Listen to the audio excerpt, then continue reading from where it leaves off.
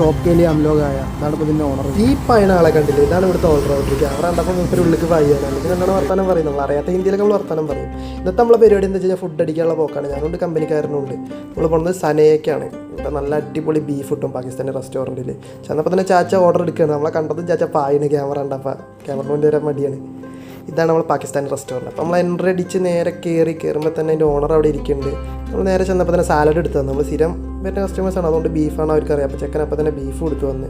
അപ്പോൾ നല്ല ബീഫും അടിപൊളി ചപ്പാത്തി കിട്ടും. ഇവിടെ പിന്നെ പ്ലേറ്റിൻ്റെ പരിപാടിയൊന്നുമില്ല, ഒറ്റ വലിയ പ്ലേറ്റിലാണ് തരിക ചപ്പാത്തി. എത്ര വേണ്ട വെച്ചാൽ ഇങ്ങനെ അപ്പം ചുട്ട് തരിക. ഒന്ന് എല്ലാവരും കൂടെ അതിന് കൈയിട്ടിട്ട് കഴിക്കലാണ് സെറ്റപ്പ്. അടിപൊളിയാണ്. നല്ല ചൂട് ബീഫും നല്ല ചപ്പാത്തി ചൂടോടെ ഒന്ന് ആദ്യം തരുള്ളൂ, പിന്നെ അടുത്ത് പറയുമ്പോൾ അടുത്ത് അങ്ങനെ അപ്പം ചുട്ടാണ്.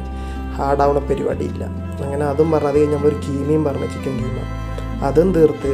ഇന്നിപ്പോൾ റൂമിൽ നിന്നായതുകൊണ്ട് ഒരു ചേഞ്ചിന് വേണ്ടി പുറത്തിറങ്ങിയതാണ്. മൊത്തം 2200 ആയിന്. ഇപ്പോൾ ഡ്യൂട്ടീൻ്റെ വൈകിട്ട് അപ്പം അതും ശുഭം.